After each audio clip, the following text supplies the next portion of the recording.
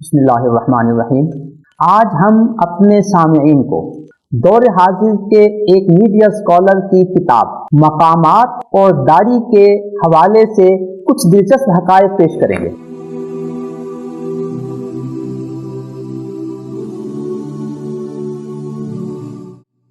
دور حاضر کے ایک میڈیا اسکالر اپنی کتاب مقامات کے صفحہ 238 پر داڑھی کے حوالے سے عجیب انکشاف کرتے ہیں۔ کہتے ہیں یہ دین کا کوئی حکم نہیں ہے۔ نمبر 1، عجیب بات نہیں ہے کہ بخاری حدیث نمبر 5892 میں نبی اکرم صلی اللہ علیہ وسلم حکم دے رہے ہیں وفر اللحا، داڑھی کو بڑھاؤ۔ نبی اکرم صلی اللہ علیہ وسلم حکم دے رہے ہیں، ہمارے میڈیا اسکالر کہہ رہے ہیں کہ دین کا حکم نہیں ہے۔ مسلم شریف کی حدیث نمبر 259 میں حکم ہے اوف اللحا، داڑھی کو بڑھاؤ، اور ہمارے میڈیا اسکالر کہہ رہے ہیں کہ یہ حکم نہیں ہے۔ مسلم شریف کی حدیث نمبر 260 میں ہے ارخ اللحا، داڑھی کو لٹکا کے رکھو، حکم ہے، نبی اکرم صلی اللہ علیہ وسلم کا حکم ہے، اور ہمارے میڈیا اسکالر بھی کہہ رہے ہیں یہ دین کا حکم نہیں ہے۔ ہماری شریعت جس نبی سے منقول ہے وہ تو حکم دے رہے ہیں، اور ہمارے میڈیا اسکالر کیا کہہ رہے ہیں کہ بھئی یہ دین کا حکم نہیں ہے۔ ابو داؤد شریف کی حدیث نمبر 4199 میں ہے نبی اکرم صلی اللہ علیہ وسلم کے بارے میں امارا باعفاء اللحیتی، نبی اکرم صلی اللہ علیہ وسلم نے داڑھی بڑھانے کا حکم دیا۔ امارا کا معنی ہے حکم دیا، جبکہ ہمارے میڈیا اسکالر کیا کہہ رہے ہیں کہ دین کا کوئی حکم نہیں ہے۔ اب ہم فیصلہ آپ پہ چھوڑتے ہیں کہ نبی اکرم صلی اللہ علیہ وسلم حکم دے رہے ہیں اور یہ کہہ رہے ہیں کہ دین کا حکم نہیں ہے۔ ہمارا دین تو نبی اکرم صلی اللہ علیہ وسلم سے منقول ہے، ہم نے تو آپ کی بات ماننی ہے۔ آپ نے کہا داڑھی بڑھاؤ، ہم کہیں گے کہ بڑھائیں گے۔ آپ نے حکم دیا، آپ کا حکم ہمارے سر آنکھوں پہ، لیکن ہمارے دور حاضر کا میڈیا اسکالر کس بنیاد پر یہ کہہ رہے ہیں کہ دین کا حکم نہیں ہے؟ ایک بات اور پیش نظر رکھیں، وہ اپنی کتاب میزان کے صفحہ 14 پر ختنوں کا ذکر کرتے ہیں، ناخن کٹوانے کا ذکر کرتے ہیں، زیر ناف بال اور بغلوں کے بال صاف کرنے کا ذکر کرتے ہیں۔ یقیناً ان چیزوں کا ذکر حدیث شریف میں ہے، لیکن نبی اکرم صلی اللہ علیہ وسلم نے کسی جگہ پر اس کو حکم کے انداز میں پیش نہیں فرمایا۔ یہ نہیں فرمایا ختنے کراؤ، یہ نہیں فرمایا ناخن کاٹو، یہ نہیں کہا زیر ناف بال صاف کرو، بغلوں کے بال صاف کرو۔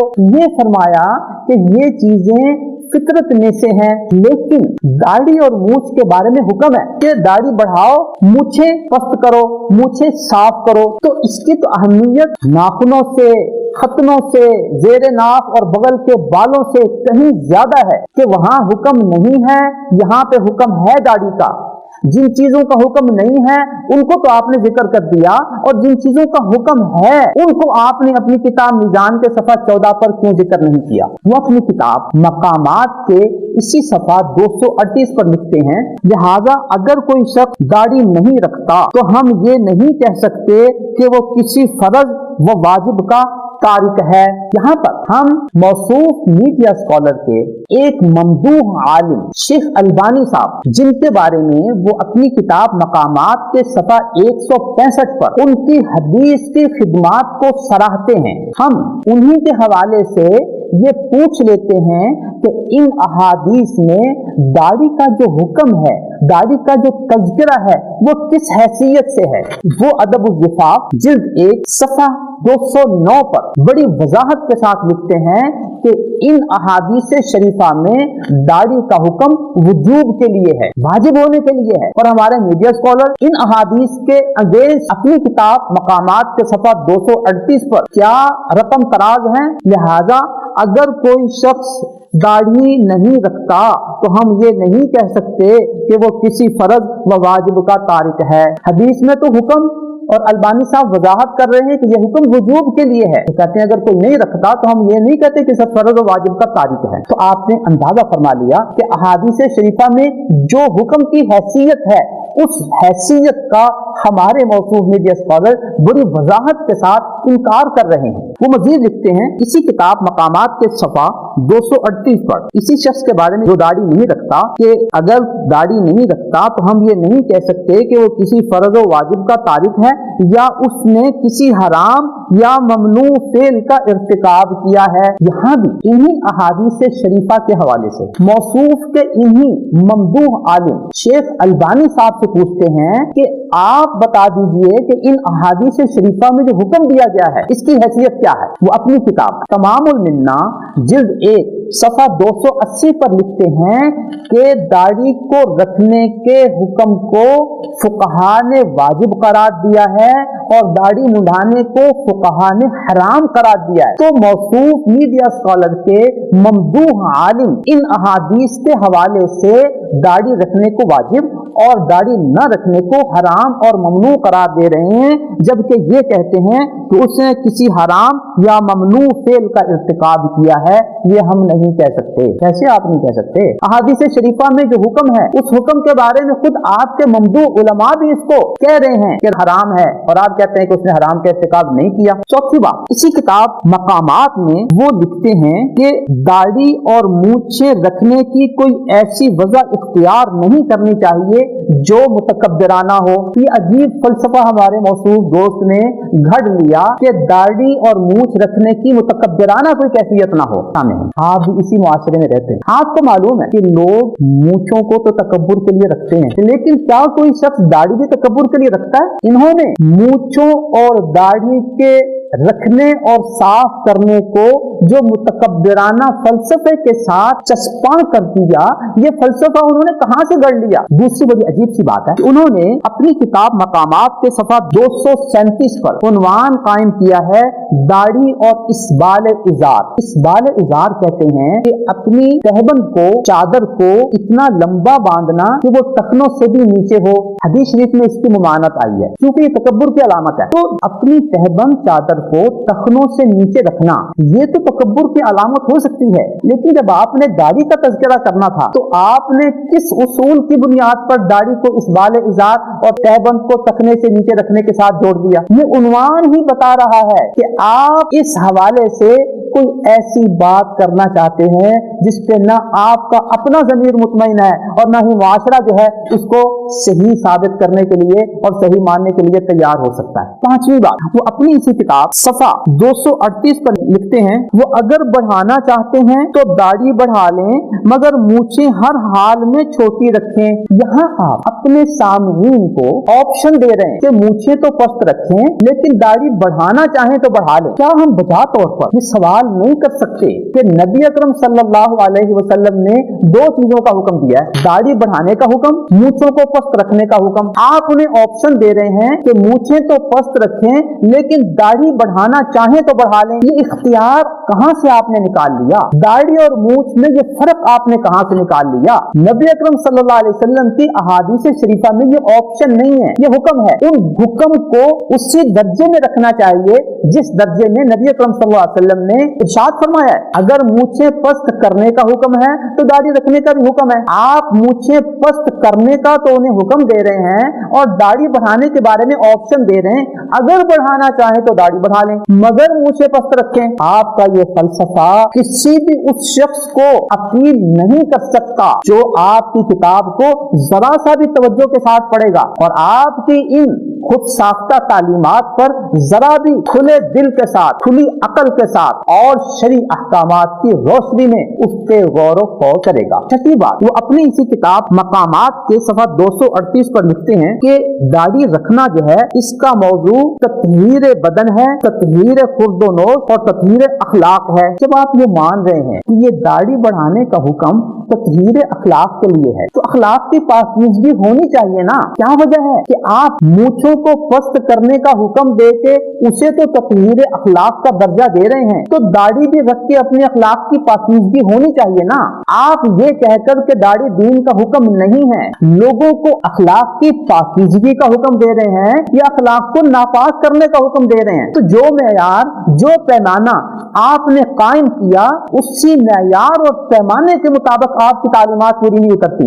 اگر مجھے پست کرنا تطہیر اخلاق ہے، داڑھی بڑھانا بھی تطہیر اخلاق ہے، تو تطہیر اخلاق ہونا چاہیے کہ نہیں؟ ہمارے اخلاق پاکیزہ ہونے چاہیے کہ نہیں؟ اگر پاکیزہ نہیں ہوں گے تو کیا ہوگا؟ اخلاق میں ناپاکیزگی آئے گی نا۔ تو یہ تطہیر اخلاق میں مونچھوں کو پست کرنے کا حکم دینا اور داڑھی کو نظر انداز کرنا اور اسے دین کا حکم نہ سمجھنا، یہ ایک ایسا پیمانہ ہے جو کم از کم ہمارے اور ہمارے سامعین کو، آپ کے اور آپ کے سامعین کو نہیں سمجھ آ سکتا. آپ نے پتہ نہیں کس بنیاد پر یہ پیمانہ قائم کر لیا اور لوگوں کو اتنا ہی کم عقل سمجھ لیا کہ وہ اس بات کو نہیں سمجھیں گے. 7ویں نمبر پر وہ اپنی کتاب مقامات میں صفحہ 238 پر لکھتے ہیں، داڑھی سے متعلق آپ کی نصیحت کا صحیح محل یہی تھا، مگر لوگوں نے اسے داڑھی بڑھانے کا حکم سمجھا. مگر لوگوں نے اسے داڑھی بڑھانے کا حکم سمجھا. کیا میں اور آپ اس عبارت کو سمجھنا چاہیں گے نا کہ وہ لوگ کون ہیں؟ نبی اکرم صلی اللہ علیہ وسلم کے اس داڑھی بڑھانے کے حکم کے سب سے پہلے مخاطبین کون ہیں؟ یقیناً حضرات صحابہ ہیں. تو حضرات صحابہ کرام رضوان اللہ تعالی علیہم اجمعین نے داڑھی رکھی تھی یا نہیں؟ کیا آپ کوئی ایک صحابی ایسا بتا سکتے ہیں کہ جو داڑھی مڈاتا ہو؟ اگر نہیں تو صحابہ نے اس حدیث سے داڑھی بڑھانے کا حکم سمجھا اور اس پر عمل کیا.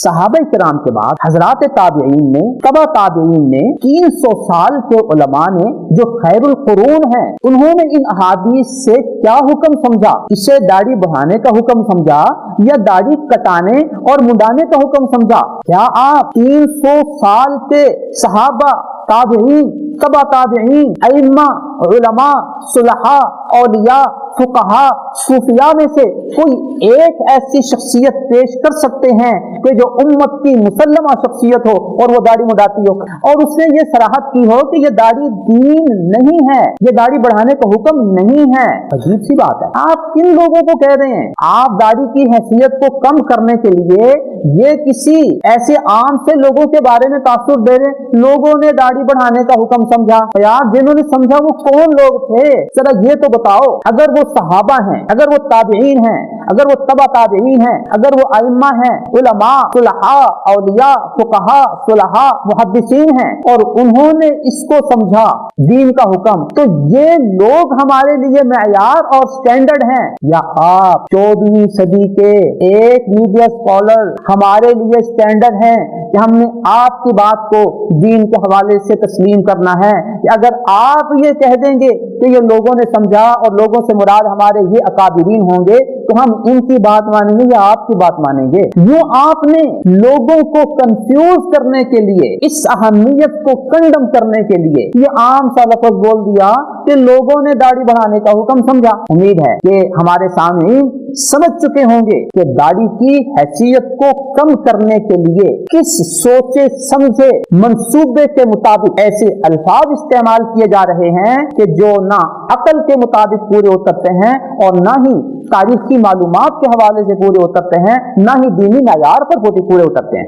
8ویں نمبر پر وہ اپنی کتاب مقامات کے صفحہ 238 میں لکھتے ہیں، اس طرح ایک ایسی چیز دین میں داخل کر دی جو اس سے کسی طرح متعلق نہیں ہو سکتی. گویا وہ یہ کہنا چاہتے ہیں کہ لوگوں نے دین میں داڑھی کو داخل کر لیا جو دین سے متعلق نہیں ہے. عجیب بات نہیں ہے؟ ہمارے نبی صلی اللہ علیہ وسلم جن کا ہم نے کلمہ پڑھا ہوا ہے لا الہ الا اللہ محمد الرسول اللہ، وہ تو اس کا حکم دیں، وہ تو اس کو دین میں داخل کریں اور ہمارے موصوف میڈیا اسکالر اس کو دین سے خارج کریں اور یہ کہیں کہ یہ دین کا حکم نہیں ہے. تو ہمارے نبی اس کو دین میں داخل کر رہے ہیں اور یہ اس کو خارج کر رہے ہیں اور لوگوں کو کنفیوز کر رہے ہیں کہ اس طرح ایک ایسی چیز دین میں داخل کر دی جو اس سے کسی طرح متعلق نہیں ہو سکتی.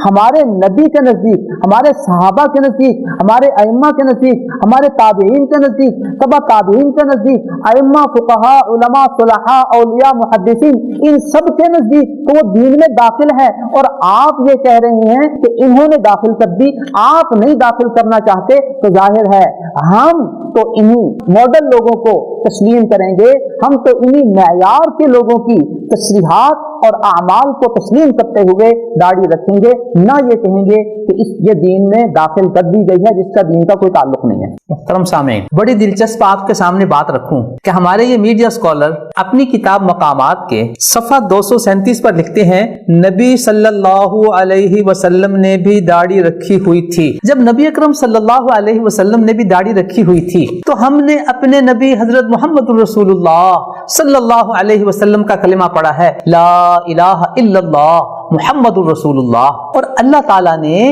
نبی اکرم صلی اللہ علیہ وسلم کو ہمارے لیے نمونہ ماڈل قرار دیا ہے۔ لقد کان لکم فی رسول اللہ اسوۃ حسنہ، نبی اکرم صلی اللہ علیہ وسلم ہمارے لیے اللہ تعالیٰ کی طرف سے نمونہ ہیں، قدوہ ہیں، ماڈل ہیں، اسوہ ہیں۔ تو ہمیں نبی اکرم صلی اللہ علیہ وسلم کی اتباع میں داڑھی رکھنی چاہیے، اسے داڑھی کا حکم سمجھنا چاہیے، اور اپنی شکل کو نبی اکرم صلی اللہ علیہ وسلم کی طرح کرنا چاہیے، یا نبی اکرم صلی اللہ علیہ وسلم داڑھی رکھنے کو مسلمانوں کا شعار قرار دے رہے ہیں، مسلمانوں کی علامت قرار دے رہے ہیں، اور ارشاد فرما رہے ہیں کہ داڑھی بڑھاؤ، مونچھیں کٹاؤ، اور داڑھی رکھ کر مونچھیں کٹا کر مشرکین کی مخالفت کرو۔ تو خالف المشرکین کا جب لفظ استعمال فرما رہے ہیں تو گویا معیار یہ قرار دے دیا کہ داڑھی رکھنا یہ مسلمانوں کا شعار، اور کفار و مشرکین کی مخالفت، اور داڑھی نہ رکھنا یہ مشرکین کی مشابہت۔ دوسرا لفظ کا استعمال فرمایا، خالف المجوسا، داڑھی رکھ کر مونچھیں کٹا کر مجوس کی مخالفت کرو۔ گویا داڑھی رکھنا مسلمانوں کا شعار، مجوس کی مخالفت، اور داڑھی نہ رکھنا مجوس کی مشابہت۔ تو ہمیں اپنے اسوہ، اپنے قدوہ، اپنے نمونہ حضرت محمد الرسول اللہ صلی اللہ علیہ وسلم کی طرح اپنی شکل کرنی چاہیے، اور ان کے بتائے ہوئے شعار اور علامت کو اپنا کر داڑھی رکھنی چاہیے، اور مشرکین اور مجوس کی مخالفت کرنی چاہیے، یا داڑھی نہ رکھ کر نبی اکرم صلی اللہ علیہ وسلم کی مشابہت ختم کر کے، مسلمانوں کا شعار ختم کر کے مشرکین کی مشابہت کرنی چاہیے اور مجوس کی مشابہت کرنی چاہیے۔ یوں دو معیار ہمارے سامنے آ گئے کہ نبی اکرم صلی اللہ علیہ وسلم کی داڑھی تھی، اور نبی اکرم صلی اللہ علیہ وسلم نے اپنے مبارک احکامات کے ذریعے اس کو مسلمانوں کا شعار قرار دیا اور مجوس اور مشرکین کی مخالفت قرار دیا۔ تو ہمیں نبی صلی اللہ علیہ وسلم کی مشابہت اختیار کرنی چاہیے، مجوس کی مخالفت کرنی چاہیے، اور جو داڑھی نہیں رکھے گا وہ نبی اکرم صلی اللہ علیہ وسلم کی مخالفت کرے گا اور مجوس اور مشرکین کی مشابہت کرے گا۔ اب صورتحال بالکل واضح ہو کر آپ کے سامنے آ گئی کہ داڑھی رکھنا اس کی کیا حیثیت ہے، نہ رکھنا کیا حیثیت ہے۔ ہمارے نبی محمد الرسول اللہ صلی اللہ علیہ وسلم داڑھی بڑھانے کا حکم دے کر اس کو دین قرار دے رہے ہیں، شریعت قرار دے رہے ہیں، اور 15ویں صدی میں ہمارا میڈیا اسکالر اس کو یہ کہہ رہا ہے کہ یہ دین کا حکم نہیں ہے، اور لوگوں نے اسے دین میں داخل کر دیا جو دین سے متعلق نہیں ہے۔ نبی اکرم صلی اللہ علیہ وسلم کی انہی تعلیمات کی روشنی میں تمام صحابہ کرام رضوان اللہ تعالی علیہم اجمعین نے داڑھی رکھ کے اپنے نبی کی مشابہت کی اور مجوس اور مشرکین کی مخالفت کی۔ حضرات تابعین، تبع تابعین، پہلی 3 صدیوں کے لوگ جو خیر القرون ہیں، حضرات ائمہ، حضرات علماء، حضرات صلحاء، حضرات اولیاء، حضرات فقہاء، حضرات محدثین، اور امت اسلامیہ کی تمام ہستیاں، تمام اکابر، انہوں نے نبی اکرم صلی اللہ علیہ وسلم کے اس حکم پر لبیک کہا، اس کی تعمیل کی، مسلمانوں کے شعار کو اپنایا، مشرکین کی مخالفت کی، مجوس کی مخالفت کی۔ ان سب چیزوں کے اگینسٹ آج 15ویں صدی کا میڈیا اسکالر اگر داڑھی کو دین کا حکم نہیں سمجھتا، داڑھی کو دین میں داخل نہیں سمجھتا، تو اب بڑی وضاحت کے ساتھ آپ فیصلہ کر سکتے ہیں کون نبی اکرم صلی اللہ علیہ وسلم کی تعلیمات پر لبیک کہہ رہا ہے اور کون انہیں ٹھکرا رہا ہے، کون مسلمانوں کے اس شعار اور علامت کو اپنا رہا ہے، مجوس اور مشرکین کی مخالفت کر رہا ہے، اور کون اس سے ہٹا کر مسلمانوں کی مشابہت اور نبی کی مشابہت سے منع کر رہا ہے، اور خود بھی اور لوگوں کو بھی مشابہت کا حکم دے رہا ہے، ادھر لے جا رہا ہے۔ کن کی مشابہت؟ مشرکین اور مجوس کی۔ داڑھی رکھنا نبی کی مشابہت، مجوس اور مشرکین کی مخالفت، داڑھی نہ رکھنا نبی کی مخالفت اور مشرکین اور مجوس کی مشابہت۔ اس ساری صورتحال سے آپ کے سامنے داڑھی کی حیثیت مقامات صفحہ 237، مقامات 238 کی ایک ایک لائن، ایک ایک لفظ کے حوالے سے میں نے آپ کے سامنے پیش کر دی۔ محترم سامعین، میں نے اپنے موصوف میڈیا اسکالر اسکالر کی مختلف کتابیں، خاص طور پر میزان اور مقامات کا بغور مطالعہ کیا۔ آج میں نے جو نمونہ آپ کے سامنے ان 2 صفوں کا پیش کیا کہ کس طرح انہوں نے ایک ایک سطر اور ایک ایک لفظ میں اپنا مخصوص تصور ایک زہریلے انداز میں پیش کیا ہے اور امت کو اسلامی تعلیمات سے دور کرنے کی کوشش کی ہے۔ یہی الفاظ کا کھیل اور یہی میٹھا زہر آپ کو ان کی ہر کتاب کے ہر صفحے، ہر سطر اور ہر لفظ میں ملے گا۔ یہ ایک نمونہ یہیں تک محدود نہیں ہے، ان کی تمام تعلیمات میں، کتابوں میں، سطروں میں الفاظ کا کھیل آپ کو نظر آئے گا، اور نتیجہ کیا ہوگا کہ یہ ہمیں ایک ایسے اسلام کی طرف لے کر جا رہے ہیں جو نبی اکرم صلی اللہ علیہ وسلم اور 1400 سال کے مسلمانوں کا اسلام نہیں بلکہ ان کا مزعومہ اسلام ہے۔ میں نے اور آپ نے جس نبی کا کلمہ پڑھا ہے اس کلمے کی روشنی میں آج ہمیں فیصلہ کرنا ہے کہ ہم نے کس اسلام کو اپنانا ہے اور کس اسلام کو ٹھکرانا ہے، کس اسلام پر عمل کرنے میں ہماری نجات ہے اور کس اسلام پر عمل کرنے میں ہماری دنیا و آخرت کی تباہی ہے۔ جو اسلام یہ ہمارا میڈیا اسکالر ہمیں اپنے لیکچرز، اپنی میڈیا گفتگو اور کتابوں میں پیش کر رہا ہے، یہ امت اسلامیہ کا اسلام نہیں، یہ مستشرقین کا اسلام ہے، ان کا اپنا مزعومہ اسلام ہے، اور آج کی گفتگو سے یہ ساری کی ساری حقیقت کھل کر اور نکھر کر آپ کے سامنے آ گئی۔ اب میں اور آپ اللہ تعالیٰ سے دعا کریں کہ اللہ رب العزت ہمیں اس اسلام سے وابستہ رکھے جو نبی اکرم صلی اللہ علیہ وسلم کے پاس سے ہمیں ملا اور صحابہ اور امت کے ذریعے ہم تک پہنچا۔ آج 15ویں صدی میں جو مستشرقین کا اسلام یہ میڈیا اسکالر ہمیں دے رہا ہے، اس اسلام سے بچنے کی قدم قدم پر ہمیں توفیق عطا فرمائے اور ایسے افکار سے ہماری حفاظت فرمائے جن پر عمل کرنے سے ہماری وابستگی نبی صلی اللہ علیہ وسلم سے نہیں ہوگی، صحابہ اور امت سے نہیں ہوگی، بلکہ مستشرقین اور اس میڈیا اسکالر سے ہماری وابستگی ہوگی۔ ہماری نجات اس اسلام میں ہے جو نبی اکرم صلی اللہ علیہ وسلم سے ملا، اور ہماری تباہی اس اسلام میں ہے جو مستشرقین کے توسط سے یہ میڈیا اسکالر ہمیں اور آپ کو اسلام بنا کر سمجھا رہا ہے۔ دعا ہے اللہ تعالی ہمیں صحیح بات کو سمجھنے کی اور صحیح بات پر عمل کرنے کی توفیق عطا فرمائے، آمین۔ نظروا للطيبة ونور طه يسطعون